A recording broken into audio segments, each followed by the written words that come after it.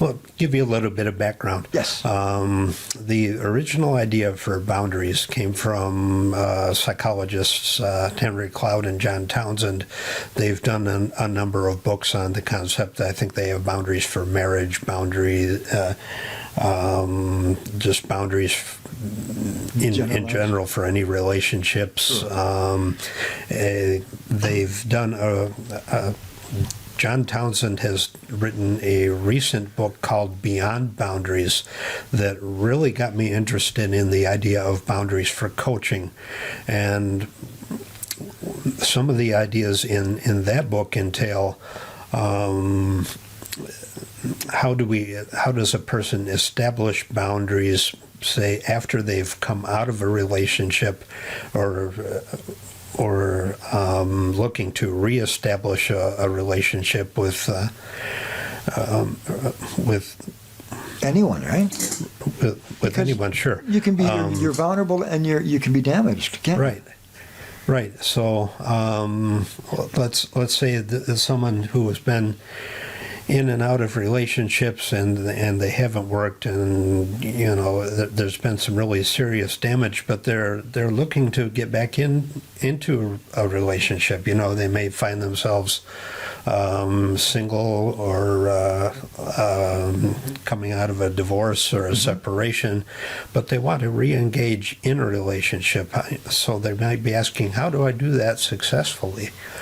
Or because once you're damaged, isn't it really difficult to establish? Because you're playing with nerves that are open, aren't you? Mm-hmm. Yep. And you're looking for that. If she says something that pops one of my buttons or presses on one of my nerves on a date, I'm going to fold in on myself, and it's so I think boundaries are so important. I'm sorry for the interruption, but you just make it so much sense. You're right on, and I think that's going to go sort of hand in hand with what I talked about earlier with the transition coaching. People who are in transition, especially people who are in recovery, may not necessarily have any idea of what boundaries are. Yeah. And so what boundaries are basically it can be looked at sort of like a property line. It marks off where do I begin and end, and where does the other person begin and end? What am I responsible for? Like where am I responsible for cutting the grass and keeping things in order? And where is my neighbor responsible for cutting the grass and keeping his yard in order? That's a really good way of looking at it. Yep. Really. And once we have those kind of boundaries or those the dividing lines in order, we can start to look at the behaviors and the thought patterns that can go into healthy relationships. So how do you construct a healthy boundary? Where do you start? What's the first step? Well, the first step is when we think about the concept of boundaries initially, I used to think that, setting a healthy boundary means telling somebody else, well, I'm setting a boundary on you. You cannot do this, or else, I'm going to kick you out, kind of thing. Yeah. And that's not at all what boundaries are. Boundaries, setting a healthy boundary. Because you just described 95% of all men, right? Yep. You know that, right? Yep. Setting a healthy boundary starts with me. It begins with my behavior and how am I going to interact with someone else. So it's your responsibility wholly. You accept that. You get to control it. And you don't give it away, because as soon as you give control to somebody else, you've lost it, right? Right. Am I right? Mm-hmm. Am I correct? Okay, Yep. Sorry for the interrupt. I just find this talk so fascinating. It's riveting, because I'm getting free therapy right here. So go ahead, Jeff. Give us more. So once that's established, basically I take ownership for the things that I'm responsible for. I'm responsible for my own yard, for my own property. I take ownership of the things that I can. So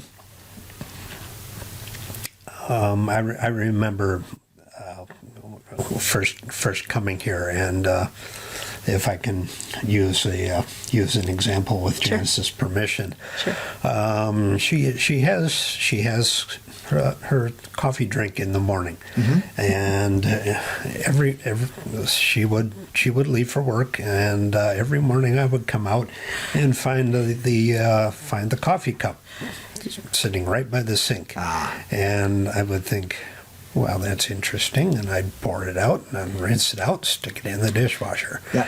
And then the next morning I'd come out and there's a coffee cup by the sink. Okay, well, pour it out and rinse it out, stick it in the Oh, dishwasher. we have a habit. And, I do. habit. When he says pour it out, I don't know why, but I always leave Just a little bit. half an Me inch in too. the cup, Me- and I don't ketchup know. bottle, salad dressing bottles, everything. I'm with you. I'm with I know. I don't get why I do that. And It's you- just a thing I do. Well, the world will end if we completely get rid of that. You know that. I okay? know, right? Like, it's devastating. You won't It'll be able set to my sleep. whole day off. Oh, yeah.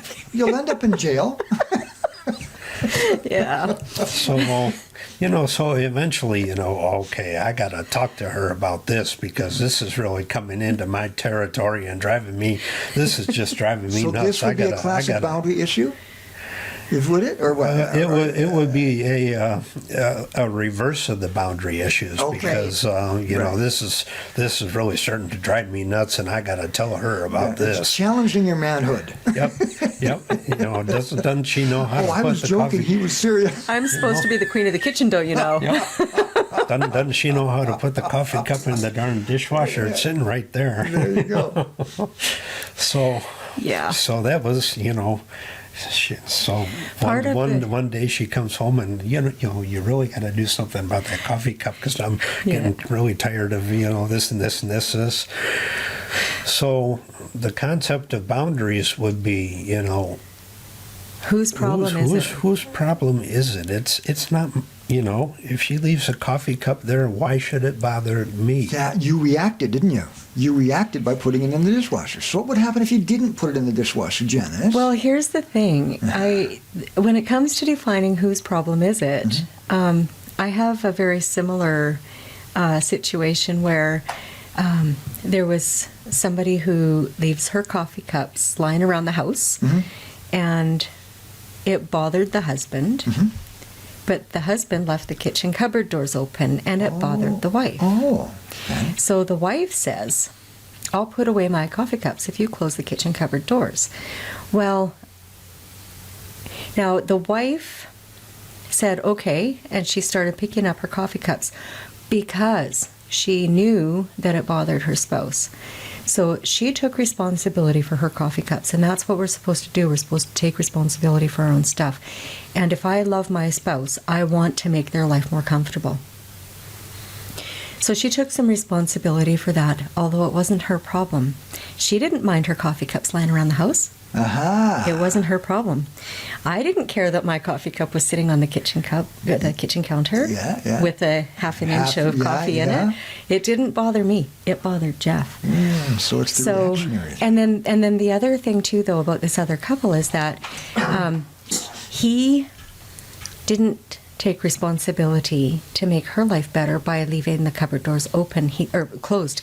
He would still leave them open.